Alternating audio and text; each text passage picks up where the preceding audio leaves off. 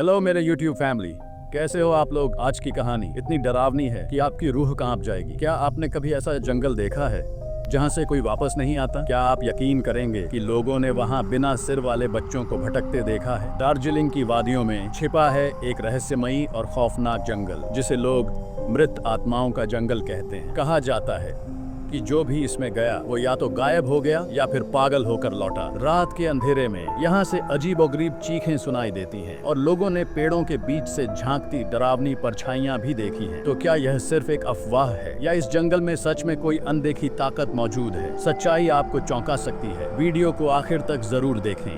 दार्जिलिंग की ऊंची पहाड़ियों में बसा एक घना अंधकारमय जंगल, जिसे स्थानीय लोग मृत आत्माओं का जंगल कहते थे। यह जंगल न जाने कितने वर्षों से वीरान पड़ा था। गांव वालों का कहना था कि वहां जाने वाले लोग कभी वापस नहीं लौटते। कुछ ने बिना सिर वाले बच्चों को वहां भटकते देखा था, तो कुछ ने पेड़ों के बीच से झांकती भयानक परछाइयों का जिक्र किया था। इस जंगल के रहस्य को उजागर करने के लिए रवि, एक युवा डॉक्यूमेंट्री फिल्म मेकर, अपनी टीम के साथ वहां जाने का फैसला करता है। उसके साथ हैं करण, जो टेक एक्सपर्ट है, पायल, जो कैमरा ऑपरेटर है, और आदित्य, जो साउंड इंजीनियर है। ये चारों दोस्त हॉरर स्टोरीज की डॉक्यूमेंट्री बनाने के शौकीन थे, लेकिन इस बार वे जिस भयावहता का सामना करने जा रहे थे उसका उन्हें अंदाजा भी नहीं था।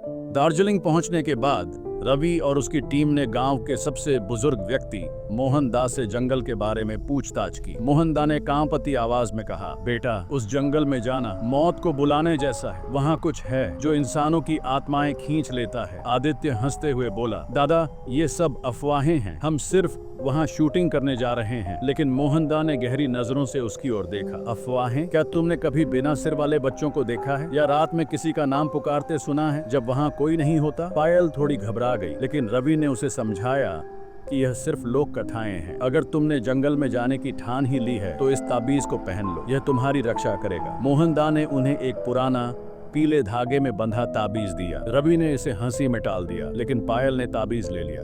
रात के 10 बजे रवि और उसकी टीम जंगल के भीतर दाखिल हुई। चारों ओर सिर्फ घना अंधेरा था। हवा ठंडी थी, लेकिन उसके साथ एक अजीब सी दुर्गंध भी थी, जैसे कोई सड़ा हुआ मांस। यह जगह तो सच में डरावनी है, कर्ण फुसफुसाया। थोड़ी दूर चलने पर अचानक उनकी टॉर्च बंद हो गई। आदित्य ने बैटरियां चेक की, सब सही था, लेकिन रोशनी फिर भी नहीं आ रही थी। तभी एक हंसी की आवाज आई, एक बच्चे की। टीम के सभी लोग एक दूसरे की तरफ देखने लगे। यह किसका हंसने की आवाज थी? पायल ने डरते हुए कहा। रवि ने कैमरा उठाया और नाइट विजन मोड में रिकॉर्डिंग शुरू की। स्क्रीन पर धुंधली आकृतियां नजर आ रही थीं, मानो कोई वहां खड़ा हो और उन्हें देख रहा हो। फिर अचानक कुछ झाड़ियों में हलचल हुई, पत्तियां हिली और फिर एक सिरहीन बच्चा उनके सामने आ खड़ा हुआ।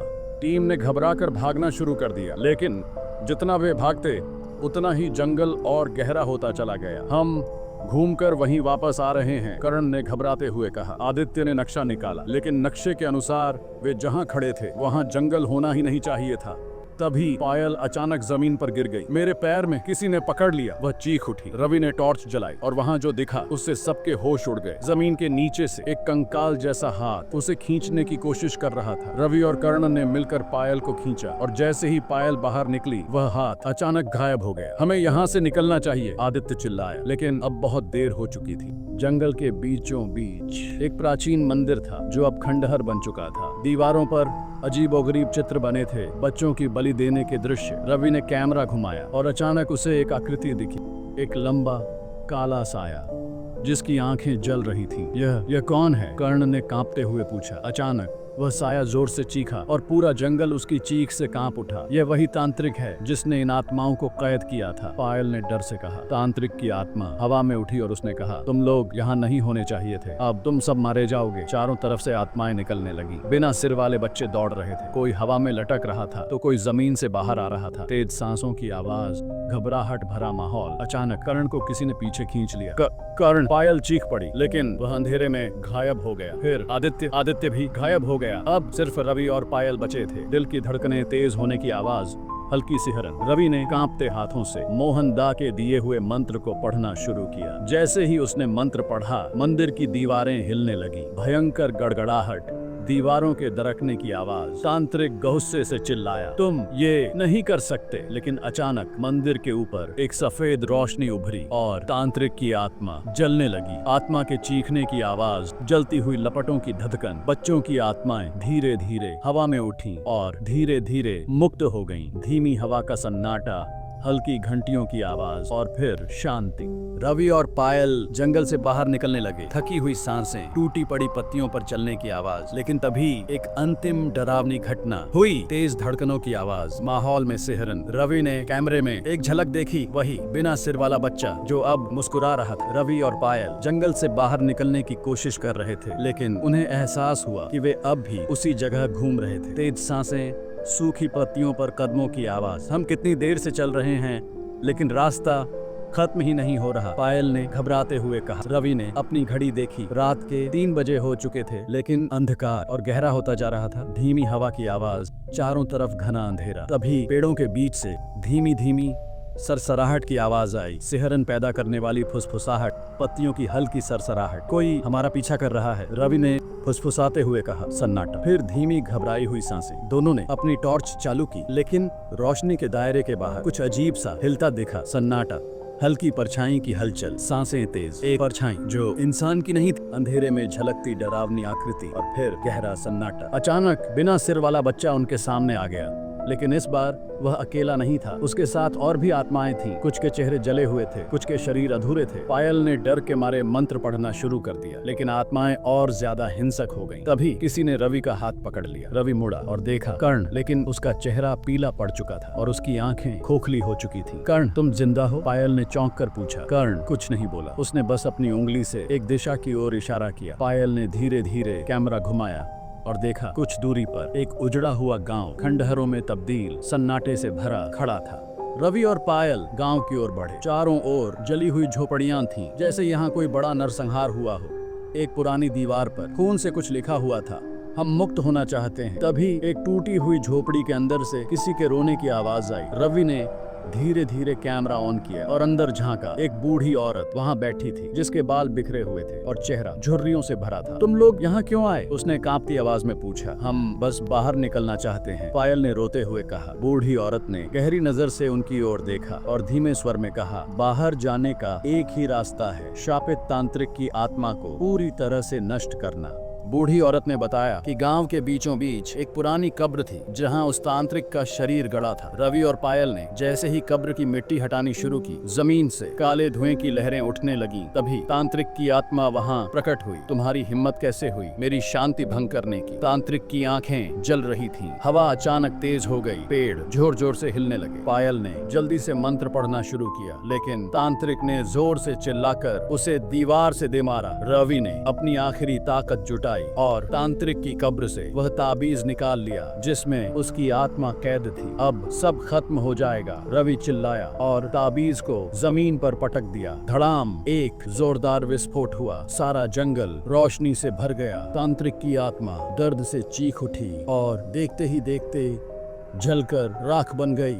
जैसे ही तांत्रिक नष्ट हुआ, हवा में बांधी आत्माएं मुक्त होने लगी। बिना सिर वाले बच्चे धीरे धीरे गायब हो गए। रवि और पायल ने देखा कि कर्ण और आदित्य भी अब एक सफेद रोशनी में समा रहे थे, मतलब वे मर चुके थे। पायल ने आंसू बहाते हुए कहा। कर्ण ने हल्की मुस्कान दी। हाँ, लेकिन अब हमें शांति मिल रही है। और फिर वे भी रोशनी में विलीन हो गए। रवि और पायल जंगल से बाहर निकलने में सफल हो गए। रवि और पायल जंगल से बाहर निकलने के बाद भी अंदर तक सहमे हुए थे। उन्होंने कैमरा बंद किया और होटल लौट आए, लेकिन दोनों की हालत खराब थी। पायल ने धीमे स्वर में कहा, रवि, क्या तुम्हें लग रहा है कि हम सच में बच गए? रवि कुछ नहीं बोला। वह कैमरे की आखिरी फुटेज को फिर से देखने लगा। बिना सिर वाला बच्चा मुस्कुराते हुए और फिर कैमरे की तरफ इशारा करते हुए। लेकिन जब रवि ने झूम किया तो उसकी रीढ़ में ठंडी लहर दौड़ गई। बच्चा किसी की ओर इशारा नहीं कर रहा था, बल्कि सीधे उनकी तरफ देख रहा था। रात के 2 बजे। पायल नींद में थी, लेकिन अचानक उसे लगा कि कोई दरवाजे के बाहर खड़ा है। ठक ठक ठक ठक, किसी ने दरवाजा खटखटाया। पायल ने धीरे से पूछा, रवि तुम हो? कोई जवाब नहीं आया, लेकिन दरवाजे के नीचे से किसी की परछाई दिखी। धीरे धीरे परछाई बढ़ती गई और अब वह दरवाजे के दूसरी ओर खड़ी थी। ठक ठक ठक, अब दरवाजा जोर जोर से हिलने लगा।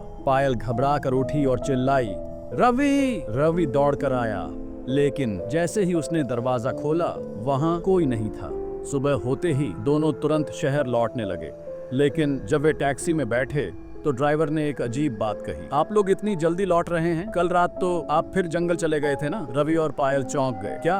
हम तो होटल में थे, पायल बोली। ड्राइवर ने शीशे में उनकी ओर देखा और धीरे से कहा, लेकिन मैंने आपको रात को जंगल की ओर जाते देखा था और आपके पीछे कोई चल रहा था। रवि और पायल के चेहरे सफेद पड़ गए।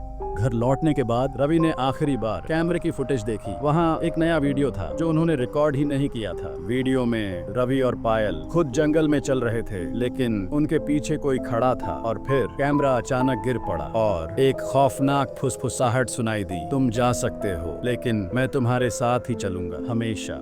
और एक खौफनाक फुसफुसाहट सुनाई दी। पायल ने घबराकर कैमरा बंद कर दिया, लेकिन तभी पीछे रखे शीशे में बिना सिर वाला बच्चा खड़ा था, मुस्कुराते हुए, तुम जा सकते हो लेकिन मैं तुम्हारे साथ ही चलूंगा हमेशा।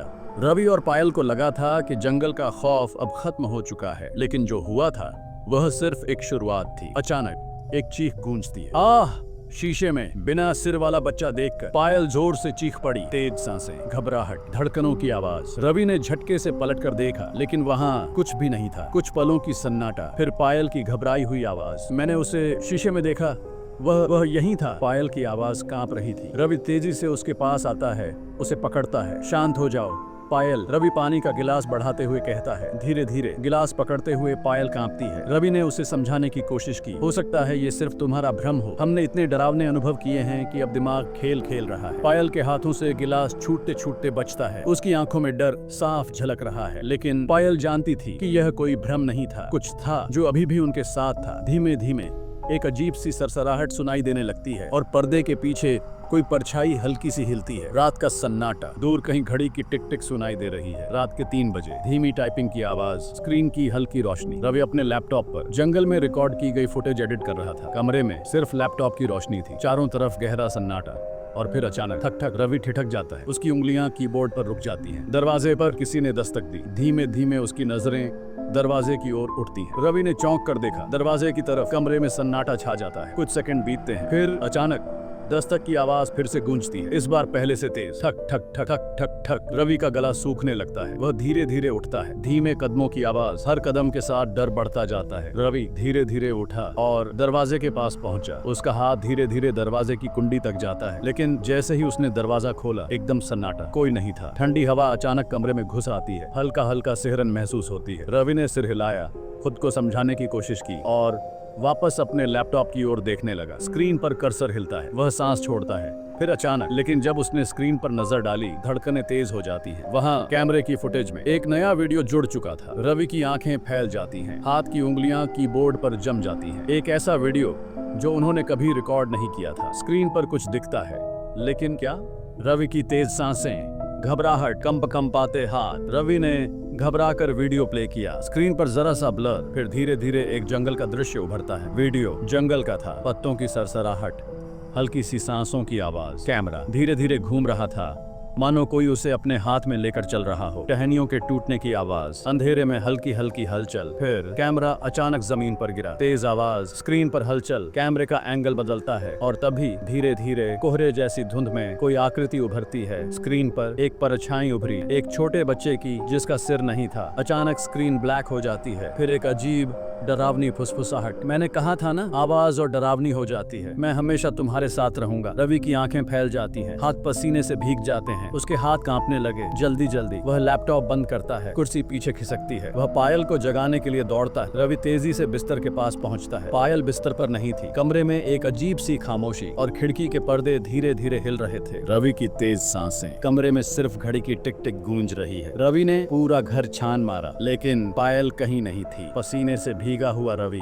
घबराकर चारों ओर देखता है। वह जोर से चिल्लाया, पायल कहाँ हो तुम? घर में गहरा सन्नाटा, कोई जवाब नहीं। रवि हड़बड़ाकर मोबाइल उठाता है, कांपते हाथों से नंबर डायल करता है। घंटी बजी। स्क्रीन पर कॉलिंग पेल लिखा आता है। उंगलियां बेचैनी से टेबल पर थपथपाने लगती हैं और तभी एक जानी पहचानी रिंगटोन। लेकिन आवाज कहां से आ रही है? कमरे के अंदर रखी अलमारी से। रवि का दिल तेजी से धड़कने लगता है। मोबाइल की आवाज आई। गले में सूखा थूक उतरता है। हाथ धीरे धीरे अलमारी की तरफ बढ़ता है। रवि के रोंगटे खड़े हो गए तो अलमारी के हैंडल पर उंगलियां जम जाती हैं। धीरे धीरे खींचने की आवाज। धीरे धीरे उसने अलमारी खोली। अंधेरे में कुछ हलचल, छाया सी हिलती है और वहाँ एक साया घुटनों में सिर डाले बैठा है, कांप रहा है। पायल घुटनों में सिर डाले बैठी थी, कांप रही थी। रवि झट से उसके पास बैठता है, उसे हिलाता है। पायल, क्या हुआ? कोई जवाब नहीं। पायल का शरीर ठंडा महसूस हो रहा है। आहिस्ता आहिस्ता पायल ने सिर उठाया और रवि का चेहरा भय से सफेद पड़ जाता है। उसकी आंखें पूरी तरह सफेद हो चुकी थीं। अचानक कमरे में हल्की सी सरसराहट, जैसे कोई फुसफुसा रहा हो। कमरे में घना सन्नाटा, सिर्फ धीमी भयानक सांसों की आवाज। रवि पीछे हट गया। उसके पैर लड़खड़ा गए। दीवार से टकराने की हल्की आवाज। पायल ने वह सिर झुकाए बैठी थी। फिर धीरे धीरे उसने सिर उठाया। एक अजीब सी मुस्कान दी। उसकी सफेद आंखों में एक अनजाना भय था और एक गहरी अजीब सी आवाज में बोली, अब तुम्हारा बचना नामुमकिन है। रवि, उसकी आवाज इंसानों जैसी नहीं थी, जैसे दो अलग अलग आवाजें एक साथ बोल रही हों। रवि की सांसें तेज हो गईं, हाथ पैर ठंडे पड़ने लगे। उसे समझ नहीं आया कि क्या करे। तेजी से वह पलटा। दिमाग में बस एक ही ख्याल, उसे यहाँ से भागना था। हड़बड़ाकर उसने दरवाजे की ओर दौड़ लगाई, लेकिन जैसे ही वह दरवाजे की ओर भागा, धड़ाम, दरवाजा अपने आप जोर से बंद हो गया। रवि रुक गया, पसीने से तर, उसकी आंखों में सिर्फ डर। फिर अचानक दीवारों से खरोंचों की आवाज आने लगी। चर चर चर। अंधेरे में कुछ दिख नहीं रहा था, लेकिन लगता था जैसे कोई नाखूनों से दीवारें चीर रहा हो। हर तरफ वही डरावनी हंसी गूंजने लगी। हाँ हाँ हाँ। धीरे धीरे हंसी तेज होती गई, कानों को चीर देने वाली। और फिर एक पल के लिए सब कुछ रुक गया। घनघोर सन्नाटा। फिर आधी रात के सन्नाटे में एक चीख गूंजी, रवि की। और फिर कमरे में सब कुछ एकदम शांत हो गया। अगली सुबह होटल के गलियारों में होटल स्टाफ की फुसफुसाहट। रवि और पायल का कोई पता नहीं चला। कमरा नंबर 306 के बाहर खड़े होटल के कर्मचारी दरवाजा खटखटाते हुए। उनका कमरा अंदर से बंद था। स्टाफ ने कई बार दरवाजा खटखटाया, कोई जवाब नहीं आया। होटल मैनेजर ने चिंतित होकर चाबी मंगवाई, लेकिन दरवाजा अंदर से लॉक था। स्टाफ ने घबराकर जोर लगाना शुरू किया। धड़ाम, दरवाजा टूटा। धूल के बीच धीरे धीरे कमरे का दृश्य साफ हुआ और अंदर का नजारा। स्टाफ के चेहरे भय से सफेद पड़ गए। दिल दहला देने वाला था। दीवारों पर गहरे लाल रंग के धब्बे, कुछ अजीब से निशान। कमरे की दीवारों पर खून से लिखा था, यह अंत नहीं है, हम लौटेंगे। सभी की आंखें कमरे के कोनों में घूमी। सिहरन महसूस होने लगी। और फिर बिस्तर के ऊपर वही ताबीज रखा था जो मोहनदा ने उन्हें दिया था। ताबीज का धागा टूटा हुआ था और उसके चारों ओर काली राख जैसी कोई चीज बिखरी हुई थी। होटल स्टाफ धीरे धीरे पीछे हटने लगा। किसी के भी मुंह से एक शब्द नहीं निकला। कमरे में मौत की खामोशी थी। अगर आपको ये कहानी पसंद आई हो तो वीडियो को लाइक करें, शेयर करें और चैनल को सब्सक्राइब करना न भूलें। ऐसी ही और डरावनी कहानियों के लिए बेल आइकन दबाएं ताकि कोई भी नया वीडियो मिस न हो। अब मिलते हैं अगली खौफनाक कहानी में। तब तक के लिए सतर्क रहें और सुरक्षित रहें।